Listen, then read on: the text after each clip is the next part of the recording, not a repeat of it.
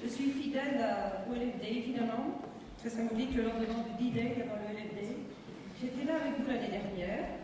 Et au titre de la connexion, nous avons parlé de la charte d'Interagri. Et je vois qu'aujourd'hui, vous avez élargi les murs, vous avez rehaussé le toit. Et quel toit! C'est somptueux. Et je vois que vous rassemblez toujours plus de participants. Ça me fait énormément de bien d'avoir ces discours positifs, offensifs sur l'agriculture, à un moment où des voix sont un petit peu plus recroquevillées, repliées, où déifient le populisme et l'ancien temps. Un très très grand merci pour cette invitation et aussi pour vos propos introductifs pleins de fraîcheur. Pour tout vous dire, en voyant le programme que j'ai reçu il y a quelque temps, je me suis dit, waouh, quel parterre d'intervenants vous avez su rassembler pour cette journée, tous les gens qui comptent pour trouver les solutions dont nous avons besoin. Vous avez construit un programme avec une belle chronologie et j'ai plaisir à vous dire que je suis très émerveillée, le mot est juste, mais aussi que c'est rassurant. Et en venant ce matin, en voyant la grande fréquentation sur ce thème de la transition, je me dis que le message que vous lancez aux agriculteurs ressemble un petit peu à ce que le pape de Liverpool dit « You'll never walk alone ». Nous ne marcherons plus seuls. Avec tous ces cerveaux et toute cette matière grise désormais achevée, c'est pas le mot.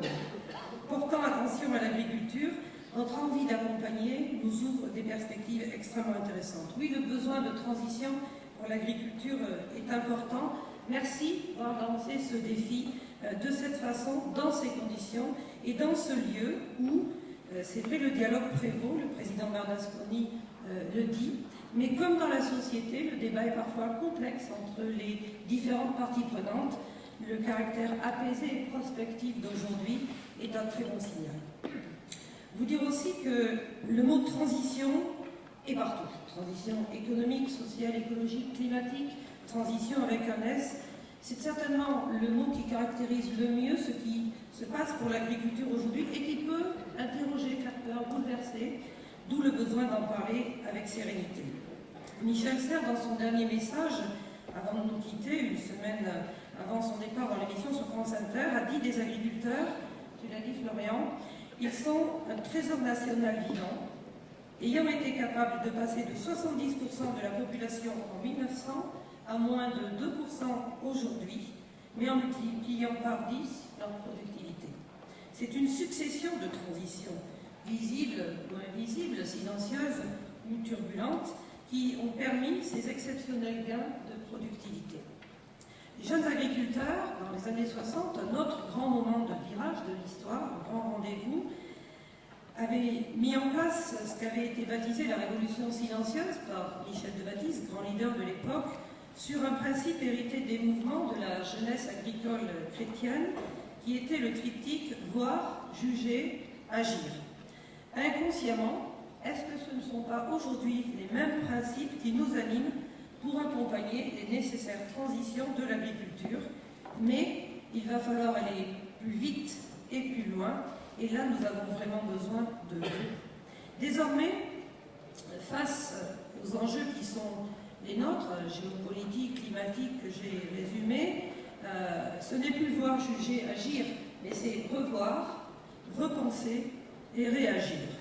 Revoir parce que les enjeux d'alimentation de la population, mais aussi de santé, d'énergie, de climat ont changé et le nécessitent. Et je sais que Sébastien Habis saura très bien l'exposer tout à l'heure. Repenser parce que l'agriculture est un secteur complexe et que les tendances manichéennes qui se développent de toutes parts ne nous conduisent à rien de bon.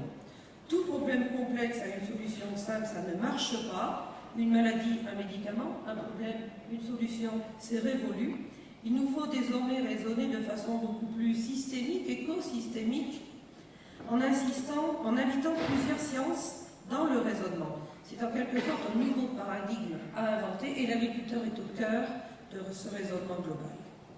Et enfin, réagir et réagir.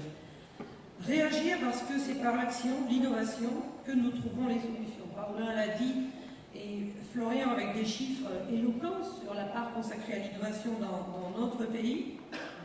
C'est par l'innovation que nous trouvons les solutions à cette nécessaire transition, à ces nécessaires transitions. Et Et vos startups, les entreprises qui sont ici, vous êtes déjà dans l'action et dans les solutions concrètes et déjà disponibles. Et puis je vous remercie parce que l'année dernière au LFD, je vous avais lancé un appel pour nous aider à trouver des solutions pour le contrat de solution, pour la trajectoire de progrès, pour la protection des plantes, visant à réduire la dépendance de l'agriculture aux produits phytosanitaires face aux demandes extérieures. Et j'ai vu, j'ai lu, j'ai entendu déjà beaucoup de solutions qui, dans les différents salons où j'ai eu la chance d'aller, au FIRA, à Agriculture Innovation, au salon d'agriculture, où nous nous sommes également vus, vous êtes ceux qui nous apportez des solutions d'alternatives intéressantes et crédibles sur cette difficile question. Mais revoir nos modes de production, c'est prendre en compte toutes les externalités de l'agriculture. La production alimentaire, qui est le cœur, mais aussi toutes les aménités positives et le rôle irremplaçable que nous jouons pour la santé de la planète, garante de la santé durable de nos sociétés et des hommes qui la composent. Au-delà de l'alimentation, la production d'énergie, la biodiversité, le stockage du carbone et bien d'autres composent le carré gagnant de l'agriculture 4.0 qu'il nous faut désormais dessiner. Repenser, c'est repenser ensemble, et non de façon catégorielle, chacun dans son domaine de compétences et d'expertise. C'est l'élément central. Pourquoi ensemble? Parce que ce n'est qu'ainsi que nous trouverons les solutions. Et le panel d'experts que vous avez réunis aujourd'hui, la diversité des profils des personnes présentes ici, sont le gage d'un succès.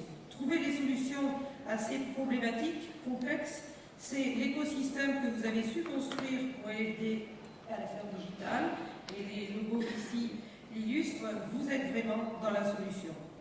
Le manichéisme ambiant, c'est le pire danger qui nous guette. Le bien, le mal, la bonne agriculture, la mauvaise agriculture, la bonne solution, la mauvaise solution. Nous avons besoin au contraire d'une boîte à outils pour construire l'agriculture du siècle qui vient et aider la nature à nous révéler tous les potentiels.